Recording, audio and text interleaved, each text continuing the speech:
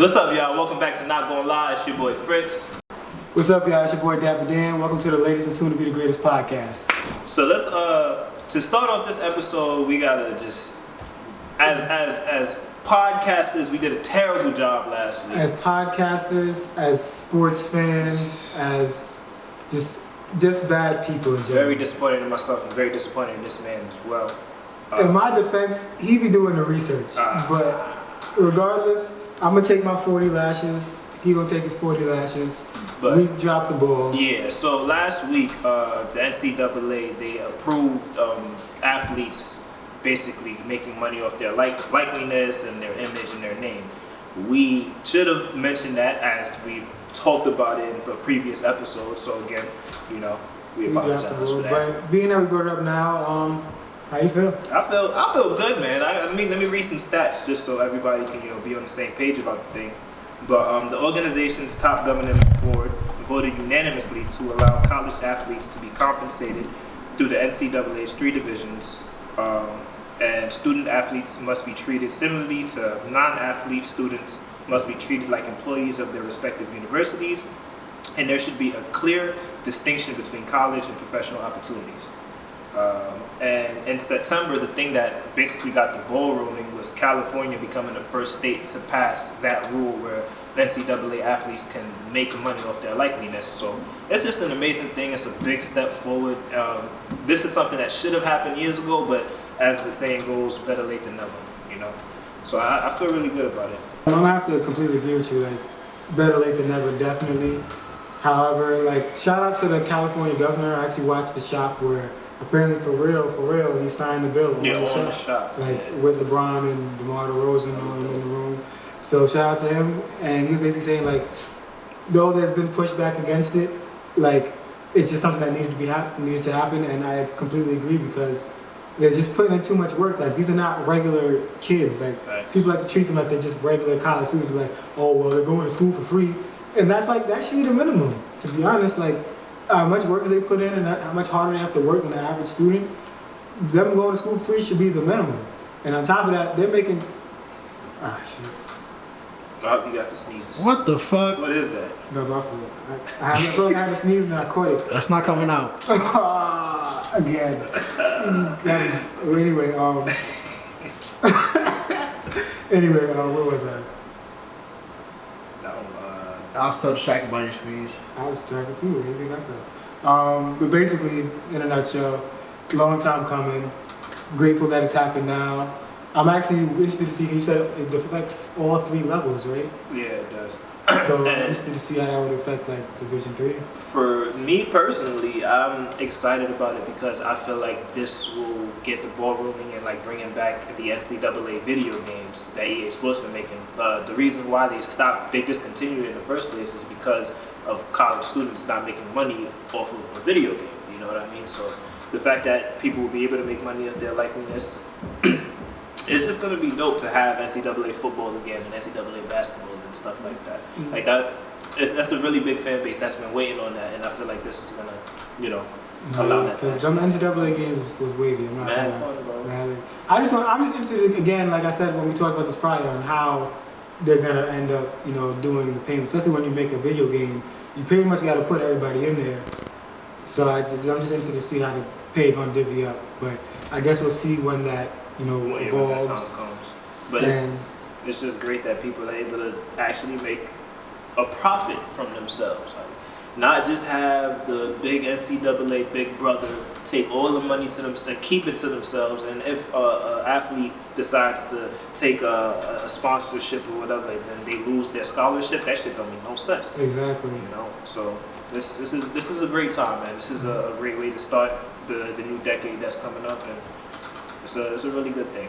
So we're halfway through the NFL season, week 9, and I just wanted to discuss on who we think are our pick for the MVP halfway through the season. The 4 people that have stuck out to me personally is Russell Wilson, Deshaun Watson, and Lamar Jackson, and Christian McCaffrey.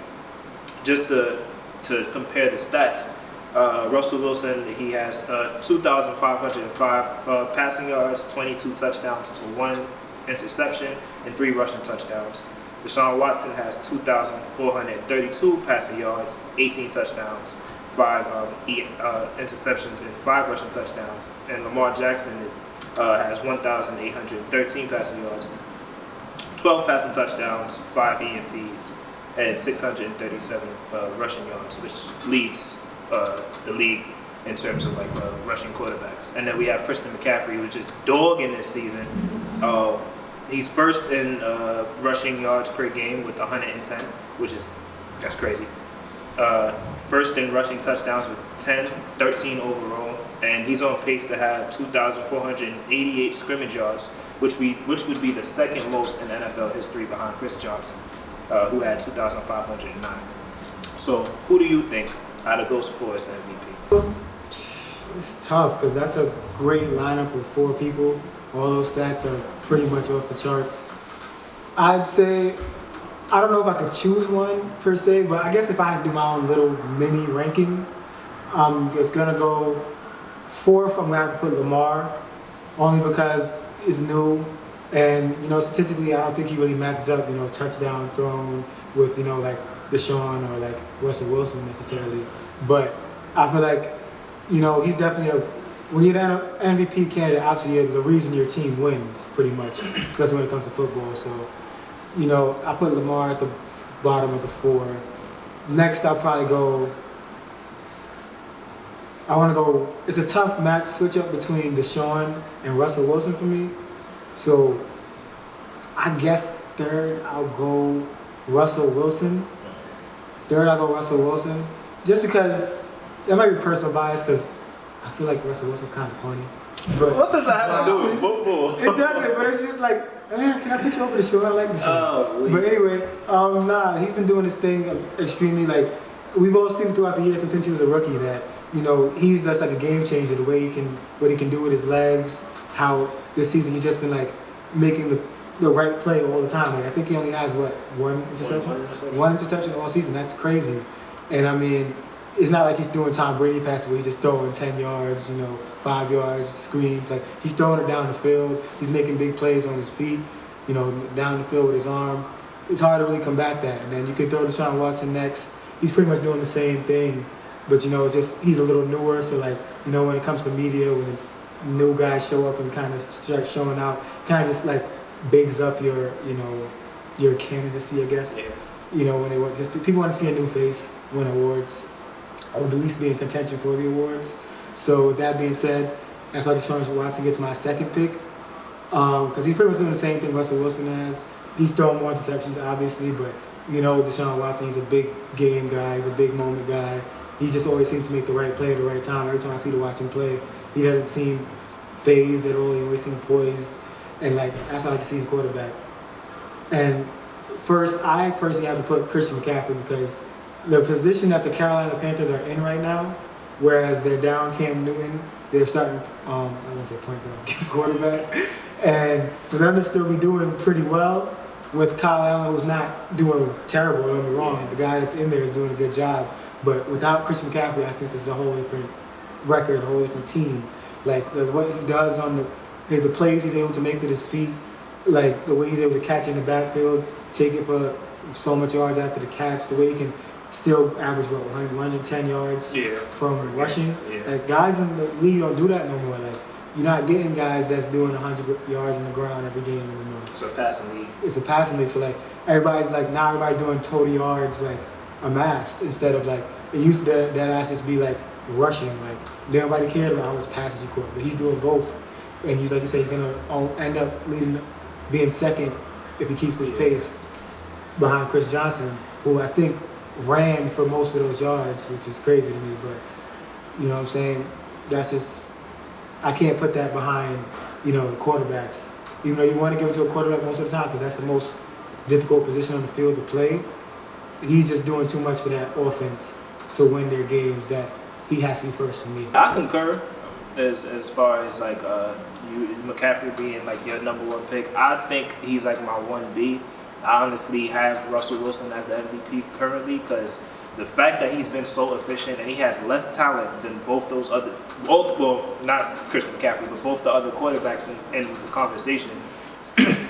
He's older than both of them, and he's just the consistency, bro. Like it's ridiculous how efficient. But he would is.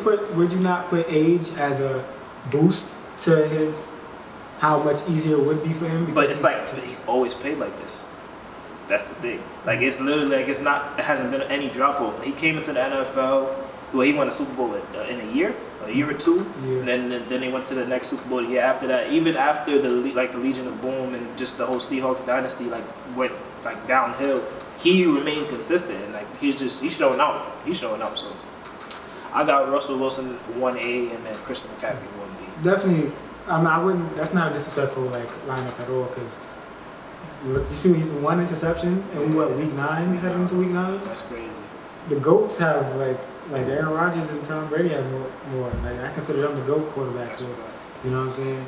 That's a efficient, and he's throwing it like 30, almost 40 times a game sometimes. So for that efficiency rating, because his completion percentage I believe is like 68%. So Something like that. that's.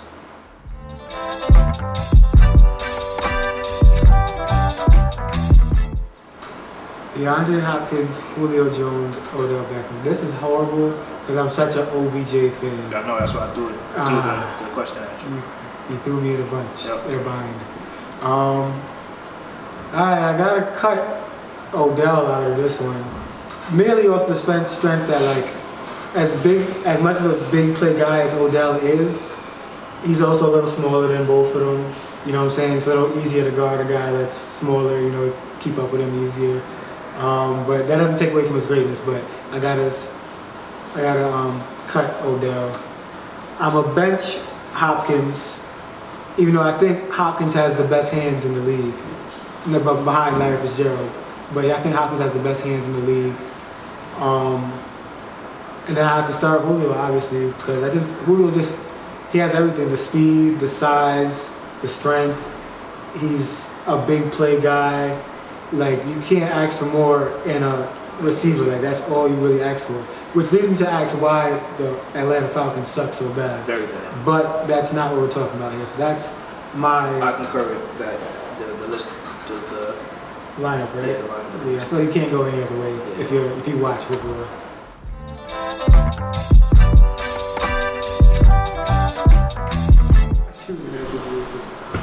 That's tough. Well, I already got my starter, but it's just about who I'm cutting and who I'm putting on the bench. The way Trae Young has been playing this season has been ridiculous. Like the numbers, I wish he didn't get injured because he was on a roll. Even though he came back, he still had a good game. It's ever since he caught that fire, second half last year, it just hasn't stopped. That's just been what it's been. I guess I have to cut Devin Booker. Yeah, that's tough. That's tough. I might cut Devin Booker, bro. No, I'm gonna bench Trae Young, and I obviously have to start Luka because Luka's he a different breed. He's a different breed. I don't know, bro. I might have to disagree on cutting Devin Booker. Devin Booker is a bucket, bro. He is. It's translating to wins this season. But I'd have to cut Young. I'm starting Luka, and then obviously Booker would be the guy that I bench. That's what I would roll with.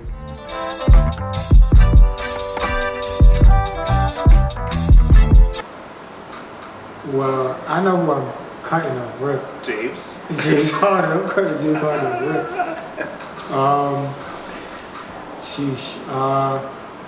Bench. I might gotta bench Steph. It's a tough one. I might gotta bench Steph. And then I'll probably obviously have to start Dame. Wow. Dame, I just like Dame, because I'm thinking all prime. I'm thinking leading the team. I like Dame by himself more than I like Curry by himself, if that makes sense. Both dynamic, both extreme talents, both pull it from wherever they want to pull it from. Because they have both have similar games, to be honest.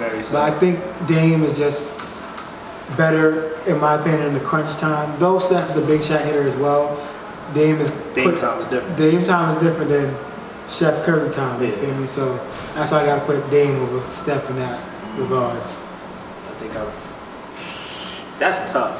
That's tough. But I see where you're coming from. So I'm not even going, disagree. I see where you're coming from.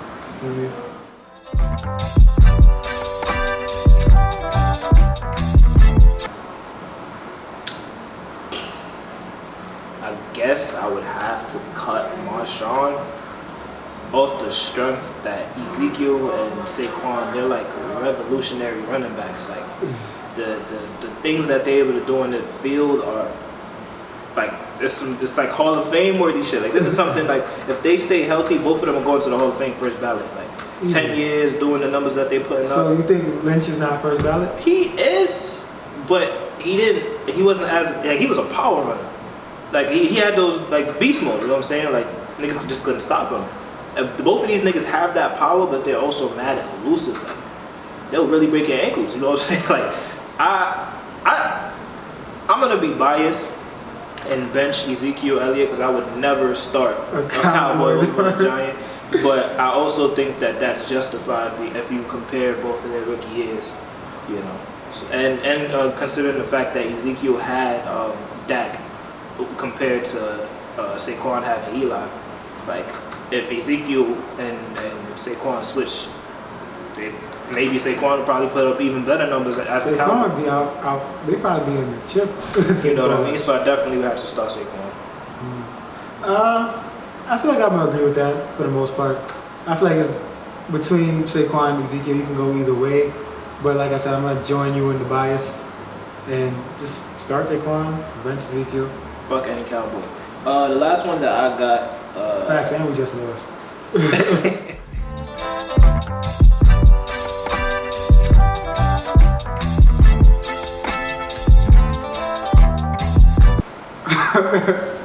I already know what he about to say about two of them, but I just want to see where he places.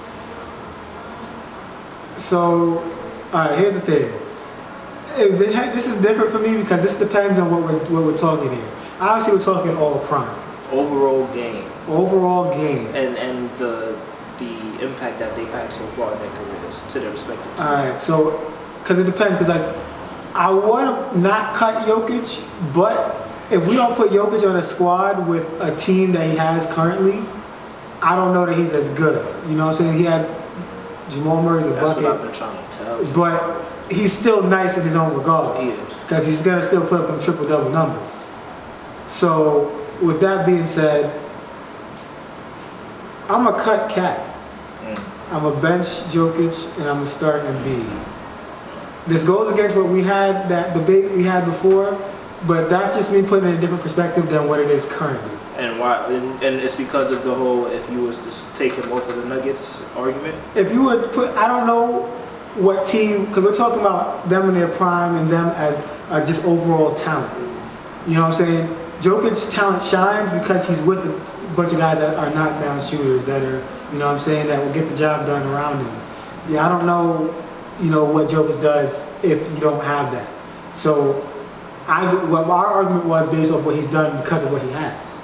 So, based off what the argument is, the start bench cut, I'm going to have to bench him for Embiid because I know what Embiid will do without what he has. I put Jokic's talent over Cat's talent only because Cat has a tendency, not this season but beforehand, to not show up when you need him to show up sometimes, have little softy moments.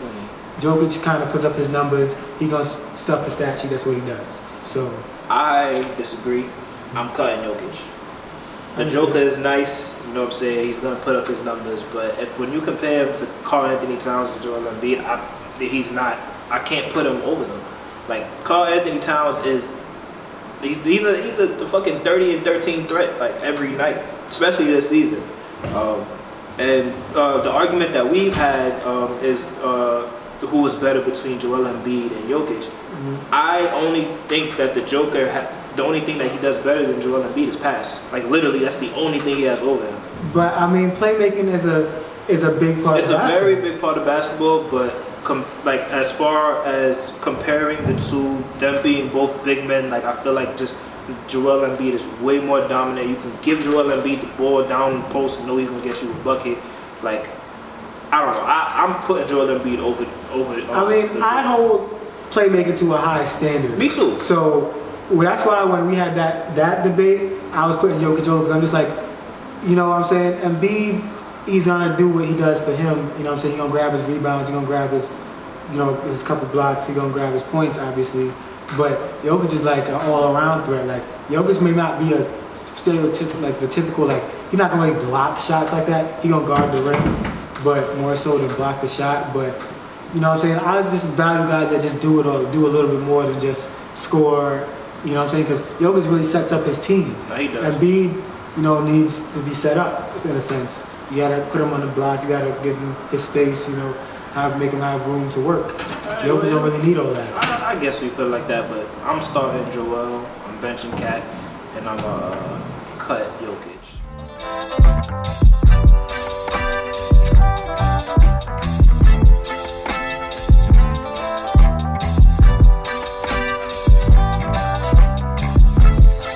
The most regrettable contracts currently in the NBA.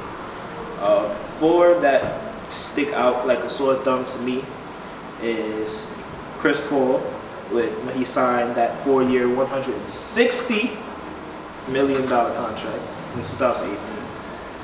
We got Andrew Wiggins when he signed 148 5-year contract in 2017 with the Timberwolves.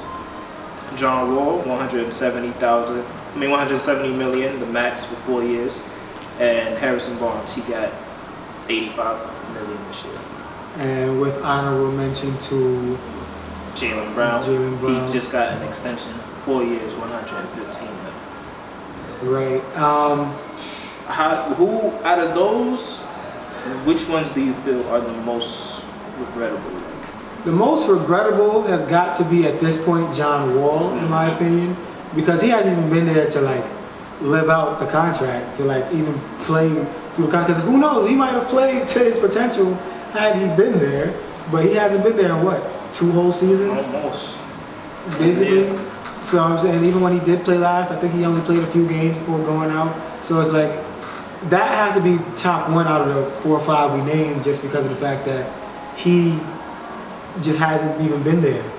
I'd go second on that would be for me. It's a tough match switch up between Andrew Wiggins and Chris Paul to me, only because Chris Paul I think got paid off of what he's done. Yeah. Andrew Wiggins is getting paid off what they think he can do. Not even to like just like list and compare it. Just which ones do you feel are most regrettable? Not even like. Oh, so I mean, regrettable. I would regret probably more so paying Chris Paul that much, I guess. Not that Chris Paul is not a great point guard still in his own right, but he's definitely declined. He's not going to do for your team exactly what you used to do. I've learned that through fantasy basketball this year. Shout out to Shea Gilgeous-Alexander though. I predicted he would have a monster season. He has thus far. So that's a sidebar. Yeah, he just hasn't done. I mean, granted, Houston, I thought he was in a weird situation in Houston. So that's kind of weird. And he did have his moments in Houston, but I still feel like he didn't live up to that contract that they paid him. Like maybe if you knock off, what did he get? 160? Yeah. You knock off 40 million, maybe he gets. Maybe I feel like he more comfortable with what he. Because like he definitely got paid for what he's done, but niggas gonna make like $38 million next year. Like he's gonna be like 34 years old, 35. Averaging like 15. Not even, bro. You know it's gonna be less than that. Like he's averaging 14 at the moment. He's on the decline. So when you look at it from that perspective, I can't say that it's most regrettable because Houston was able to get rid of it, and Oklahoma City, the position that they're in, they're not pressed because of his contract. True. And he can be used as a trade chip to a team if they get desperate. So I don't really feel like that's the most regrettable. I would lean towards John Wall and Harrison Barnes off the strength that, again, John Wall hasn't played as much as of late, and then he has he's coming back from an Achilles injury, which is one of the toughest to come back from in any sport. Especially with his athleticism. Like his game is based off his athleticism. And so I would lean towards John Wall and also Harrison Barnes because the Kings are just fucking up their cap. Nah, yeah, the Kings. I forgot about Harrison Barnes. Actually, he might be 1B. That shit is bad, bro. Because they're throwing away money with that contract. Because he made in 2016 when Kevin Durant went to the Warriors. In 2016, everybody was getting too much money, too much fucking money. This man made 4 years, $94 million from Dallas. Dallas has a terrible track record of signing free agents. That shit is too much. But they ended up trading him last season to the Kings, and the Kings gave him an extension after only playing 29 games, averaging 14 points, 4 rebounds, and an assist. That doesn't merit $85 million to me personally. They saw something that I guess everybody else didn't see. Like, I've seen so much on social media about people like calling Harrison Barnes' agent the fucking mad genius. Like, the best agent ever. So it definitely has to be between them two, and it's like, because they're gonna have to pay De'Aaron soon. They're gonna have to pay fucking Marvin Bagley soon. So that's just gonna cause a fucking conundrum, where they're probably gonna have to choose between one of them, the way OKC had to choose between Ibaka and Harden. Like, right. Even though they're not as talented as that OKC team was, it's just like you're sacrificing young talent to fit the financial aspects of everything. So those are the two that I would say are pretty fucking regrettable. Only thing I will say is that we are in a win now league. So, like, in order to keep certain players that gel well with your team, I can see why GMs, owners are dishing out certain monies. Even though obviously it is ridiculous. It is ridiculous. He's like, certain monies. Monies. You know what I'm saying? Like, it's like ridiculous, but in the same vein, it's like, I'm trying to win, so I need you to be here. Because like, if you're not here, you go seeking for a deal elsewhere. Now I'm out of luck, basically, because now the team got to go find a new way to gel. They got to bring in a new dude to try and do what you were doing. When I could keep you here, and you can continue doing what you're already doing. I don't got to teach somebody to come in and do what you were doing, So that's the only reason I could kind of justify that. Yeah, but let's hopefully his contract ages well, because as of right now, Harrison Barnes' contract is not aging well, and neither is John Wall's, especially considering the fact that they just gave Bradley Beal an extension too. So it's like, who are you bringing to Washington? Right, at this point. I hope Isaiah Thomas has an amazing season. He's on my fantasy team, great pickup. But yeah, I was so mad I missed out on that. Fuck the fantasy part. I just hope that he has a great season. Now, yeah, I want to see him come back. Definitely, he's one of my. Look, I'm keeping watching his season just to see how he does, because this is a guy that was once in the MVP conversation. So, I want to see him come back and do well. Just like Derrick Rose came back and he's hurt at the moment, but he's still doing well. They're doing his thing. Shout out to Derrick Rose. Facts. But speaking of things that just unjustifiable, Carmelo Anthony's being out the league. Now, my thing with this is, I'd be less upset at this moment if Joe Johnson never got a contract. Though he's waived currently, he got waived by the Detroit Pistons. He did get signed over the summer after his incredible run in the Big 3 League. It was the Big 3 League MVP. And the Pistons actually cut Michael Beasley to sign Joe Johnson. So, with that being said, I feel that's very disrespectful, because I feel like Melo is a better player and offers more to a team than ISO Joe can at this point in his career, at his age. So for Melo to still be not even hearing from a team, and Joe Johnson to get full on like a contract with another team is ridiculous in my opinion. How do you feel about that? That shit pisses me off. Let me start by saying, all you Melo dick riders need to hold my head and hold his head, because y'all niggas be on it, bro. A whole 2 heads, my nigga. Because I understand that there's the Melo slander off the strength that he doesn't play defense, this, that, and the third, but niggas really be disrespecting Melo like he's not a fucking future Hall of Famer, bro. Like he's not one of the best scorers that ever played this game. The man get buckets. Like, granted, he has flaws to his game. Granted, it took him some time to realize that he can't be that superstar. But the slander and the blackballing, him not being signed, fucking Jared Dudley got a job. Like, this is not even to shit on Jared Dudley in particular, but I know Carmelo Anthony's better than Jared Dudley. He's better than a lot of players. He's better than like 30% of the people that have, probably more than that, but I'm just being generous. 30% of the people that's on NBA rosters right now. So it's baffling to me, bro. It's really baffling to me. And one thing that I wanted to compare this to is, like, his career is ending similar to Allen Iverson's career, to whereas he is the star player that is just on the decline and putting up like weak numbers as he had before he got cut by the Houston Rockets. I felt like he was a guinea pig. I mean, a guinea pig. Basically the sacrificial lamb in that situation, but it was not his fault that the season was going the way it was going. But I feel like AI wasn't getting slandered the way Melo is, off the strength of not only the times with social media, but also because of the draft class that Melo was a part of with Chris Bosh, Dwayne Wade, and LeBron James. People subconsciously compare him to LeBron and Dwayne Wade, and then when they talking about careers, they shit on Melo because he doesn't have the rings. He doesn't have those accolades that LeBron and Dwayne Wade has, which is not fair because those three of them are great fucking players. You know what I mean? And they're all right, bro. Because not every player is gonna have the rings. You know what I'm saying? Not everybody wins. That's unfortunate. AI ain't win. That's like, right. I can name several players at the top of my head that ain't win, but are Hall of Famers in their own right and are just great players. And I want to bring up a fact to you that I thought about the other day regarding Melo. You think the blackballing started or began when he was at that press conference and he laughed at the notion of coming off the bench? Do you think that that was like a Kickstarter? That might have definitely started, like, getting the ball rolling. Spun the wheel on the whole situation, because now I feel like everybody after that was like, oh, he feels like he's too good to come off the bench. Yeah. You know what I'm saying? He came off of, that was coming off of OKC, where obviously his numbers weren't the greatest. He wasn't shooting the greatest percentage. Again, another weird situation. And like a lot of people, another thing that I want to mention is a lot of people put a lot of like merit into like numbers, but sometimes it's the situation you're in. Sometimes you're just in a weird spot, like, and like that's what they say a lot with rookies, where they come in and like they don't succeed or get another contract because, you know, they don't get to be put in that situation where they can actually thrive. Melo hasn't been, in my opinion, in a situation where he can thrive. Hopefully, man, sometime this season he gets picked up by somebody. I don't know who's gonna be. The Lakers were my number one pick to be likely to pick him up, but the way that they've been playing, I don't think it would make sense, nor would they need him to. But shouts out to Carmelo Anthony. Hopefully he, you know what I'm saying, gets one last shot to end his career on the. And if you did, bro, you had a hell of a career. That's a fact. That's a fact. Hell of a career. But I think that's a good way to wrap it up. You know, make sure y'all like, comment, and subscribe.